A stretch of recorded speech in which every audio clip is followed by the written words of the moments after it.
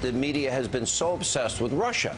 Now, I'm a talk show host. I have opinions. I'm not a traditional journalist. I'd be called an advocacy journalist. But when I look at issues like Ukraine and the influence that they tried to have on the election, as long as it's on helping the Democrats, that doesn't seem to get that much play. Or the Uranium One deal, which I would argue is a real Russia-Vladimir Putin scandal. They didn't seem to care too much about that in the media. Today, we're bringing you our weekly dispatch from what we're calling Earth 2, the parallel universe where Russiagate is no biggie, and the real villains are Hillary Clinton, Barack Obama, and any media outlet that is not as besotted with the president as Anthony Scaramucci or the gang at Fox and Friends. Hashtag fake news. First up is Earth 2's home office, led by Fox's chief Trump surrogate / superfan, Sean Hannity, who had outgoing White House press secretary Sean Spicer on for a "You do still love Donald Trump with all your heart, right, Sean?" interview on Friday. Let me ask you about, from your perspective, being on that podium. And I've known Tony Snow, Ari Fleischer, our own Dana Perino. From your perspective, being up there, the state of the media, we have this fake news. We've had phony stories. They get advanced. They blow up. Russia obsession. What is your assessment now, 6 months and a day, deciding to step down? Mind you, Hannity is still locked in an ongoing verbal sparring match with Fox News outlier Shepard Smith over this comment that Smith made about Donald Trump Jr.'s evolving explanation for his 8-person June 2016 meeting to enthusiastically receive Russia's help in the election. If all of that, why all these lies? Why is it lie after lie after lie? If you clean, come on clean, you know? My grandmother used to say, when first we practice to, oh, what a tangled web we weave when first we practice to deceive. The deception, Chris, is mind-boggling. Now, this week, Hannity responded on his radio show to Shep's deviations into dangerous reality. Shep is a friend I like, but he's so anti-Trump. I mean, went off on a rant last week. That's fine, but it's different. It is different. But today, Team Fox is back on task, helping with the rollout of Trump's shiny new communications director.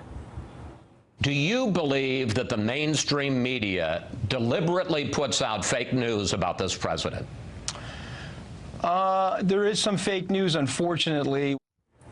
And joining me now, Maria Hinojosa, president and founder of the Futuro Media Group, MSNBC contributor Gabriel Sherman, pollster Fernando Mondi, and John Ralston, editor of the Nevada Independent. Thank you all for being here. So on this issue of fake news, real news, etc., Shepard Smith did respond again to Hannity's comment on that radio show, and this was the statement he gave to Mediaite earlier this week. He said, "Sometimes facts are displeasing.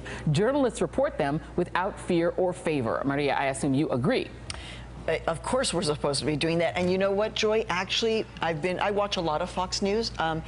My concern is that, I mean, it's a huge topic. Fear is actually one thing that they peddle in.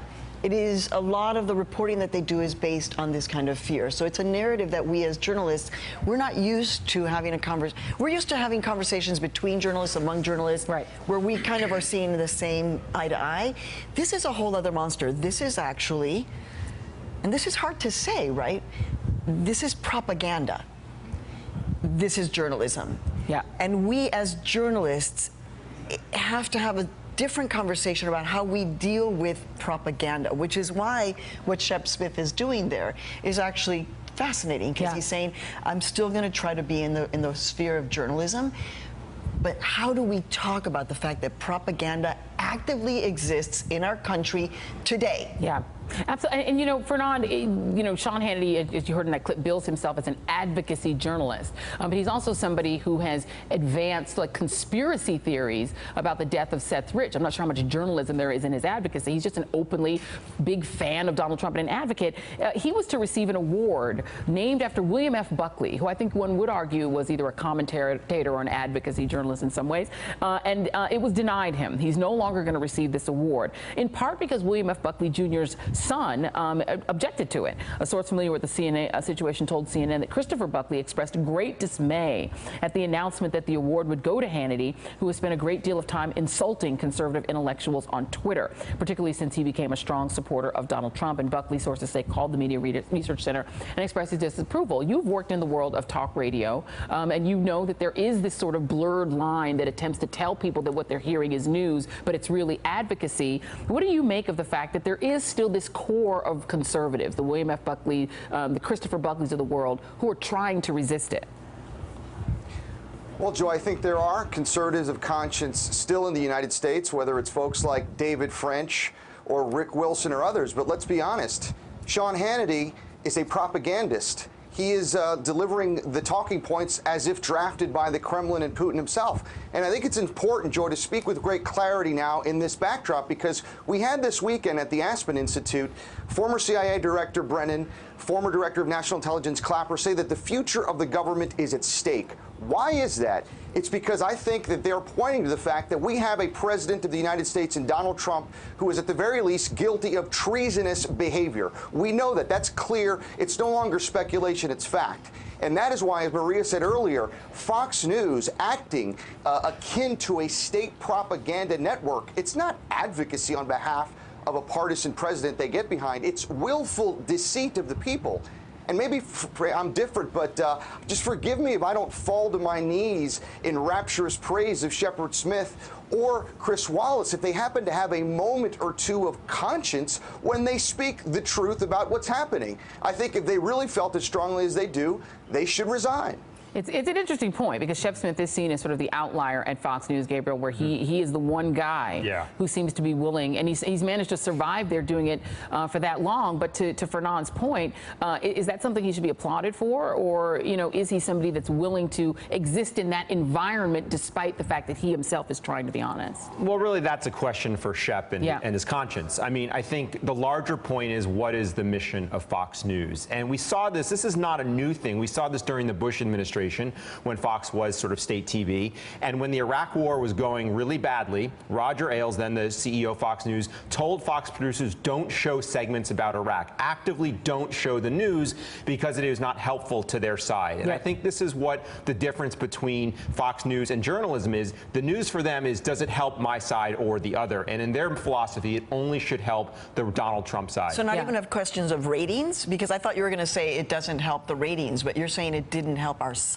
Politically, yes. Well, actually, in a certain sense, they were related, because Republicans did not want to watch. The ratings were going down because the Iraq war was going down. Right. So it was interconnected, but primarily it was, this narrative does not help Republicans or George Bush. And also their ratings are very stable, because there's been a lot of Pew Research studies that show that Republicans of a certain bent of conservatism only get their news from Fox and Breitbart, et cetera. I want to go to you on this, John Ralston, because one of the things you're also seeing is that this is being used. Fox News is often used as a lever against members of Congress who are vulnerable on issues like health care and who are pushed into supporting Donald Trump because they fear that the base will rise up against them. Fox has done a few things interesting this week. They've had a letter from Vice President Mike Pence that was published on the Fox website, and that was just this morning, titled, Vice President Mike Pence, Donald Trump's triumphs are many after only 6 months, and he's just getting started. So this whole sort of encomium about the first 6 months of the administration. He's fought every day to deliver on his promises to the American people. At an historic pace, the president has taken bold action, et cetera, et cetera, et cetera, keep Americans safe and secure. And then here is Anthony Scaramucci in one of his performances in which he is performing this adoration of Donald Trump. And keep in mind, as you're watching this, that he used to be a big-time Trump critic.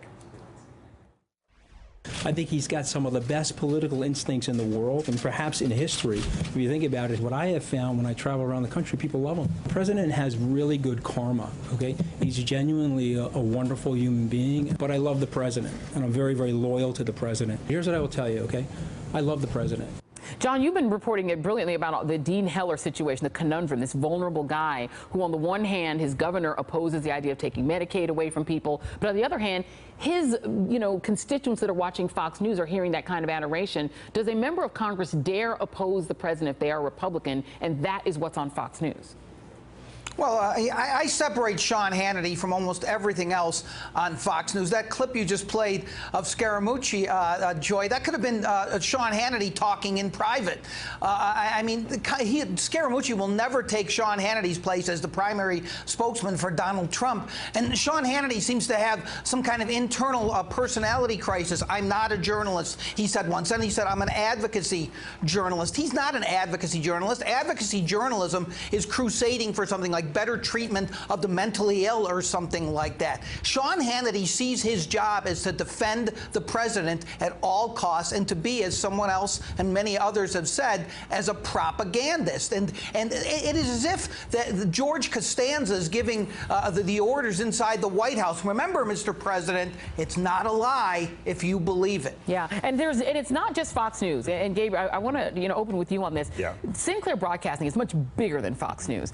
This is an organization that bought Tribune Media Group for $3.9 billion in May. It gives the company ownership of enough local TV stations to reach 70% of American households. I want to play for our audience a little clip of what they are forcing their stations to air, and they've now upped the number of these they want aired on these stations every week. It is Boris Epshteyn, who viewers of this show will remember was the very propagandistic Donald Trump surrogate during the campaign, very bombastic guy, who now is working for Sinclair, delivering this kind of thing, not on cable, guys. This is broadcast local TV. Take a look. It is important to note that voter fraud goes beyond stealing or miscounting ballots. Intentionally improper voter registration is absolutely a type of voter fraud. The Commission on Election Integrity has gotten to work. The President's Commission has been established to come up with a factual, impartial answer to that question. The state should do everything within their power to cooperate with the Commission. And that's the bottom line. This is almost Pravda-esque, and this is now going out to potentially 70% of the broadcast viewing audience watching the news. Yes, and we've been talking about Sean Hannity this morning. My sources are in and around Fox say that him and Bill O'Reilly are potentially in talks to take their shows to Sinclair. Bill O'Reilly's wanted to get back into the game. So Sinclair really wants to build the future of a conservative media empire, and poaching Fox's biggest names would help them do that. They already have Boris. But this, again, is the groundwork for what I think will be the next conservative media platform in the post-Roger Ailes era. John Ralston, your thoughts? Well, I have to tell you, Joy, Sinclair actually has a presence now in Nevada. Sinclair bought the NBC affiliate here in Las Vegas that I used to work for, and I looked at my producer. I had a program there when that happened, and I said, we are not long for this station, and a month later they canceled the program, not because I'm not a conservative, but because they only want to present one point of view, and it's happening to the station here, and it's happening everywhere. And listen, it's a very effective, I think, and in some ways a very, very scary tool. Yeah, and Fernand, you have worked in on a system in the radio world that was mostly right wing and that had a bent. I mean, does it concern you that we may be going to a situation where even NBC affiliates in local broadcast markets are owned by a clearly conservative network that wants a state sort of almost propagandistic point of view aired? Joy, it's beyond concerned. At the risk of sounding alarmist, I am the son of Cuban exiles who lost their country to an authoritarian, totalitarian dictator who one of his first acts was to slowly but surely and methodically take control of the Cuban free media and make it state media. The same phenomenon took place a generation later in Venezuela, where today, Venezuela, which was one of the freest societies of Latin America, is run by a dictator in Maduro, who one of the first things he did was take control of the free media and make it state media. The fact that it is happening, and let me be clear, it is happening in the United States. Joy, this is post-coup behavior. This is amongst the most terrifying things I've seen in my lifetime, and I worry for my country and my children. It's one thing for it to be happening in cable, right? Cable is cable. Broadcast? That is a different thing. So Actually, it's really interesting that Ferdinand brought up authoritarianism, because Latino USA this week is doing a whole show about authoritarianism, looking at what happened in Argentina, the seeds we may be seeing in Venezuela, and what happens when you have a democracy where people vote essentially for authoritarianism, which is fear of the other and a strong man to basically come and take care of it. But the thing about Fox News that is eventually going to happen, because the data shows that no matter what they do, our country is becoming more black and brown and gay and etc. It's going to happen, and those Fox News viewers, that they're hearing all of this stuff, which is, I've heard people say now, racist, that they are going to see this, and at some point they're going to say, but wait a second, but my daughter just married a Mexican. Oh, my son is going out with a black gay guy. Oh, it's going to come and smack them in their faces, because that is what the data shows where our country is going. It's going to take a long time, though. We didn't even get to Alex Jones calling for civil war against anyone who opposes Donald Trump. That is how much there is. We didn't even get to that. We'll have to save that for another show.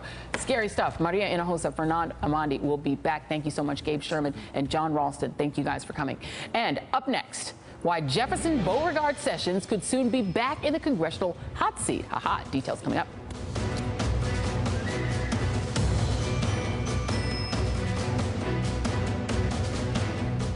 Hey there, I'm Chris Hayes from MSNBC. Thanks for watching MSNBC on YouTube. If you want to keep up to date with the videos we're putting out, you can click subscribe just below me, or click over on this list to see lots of other great videos.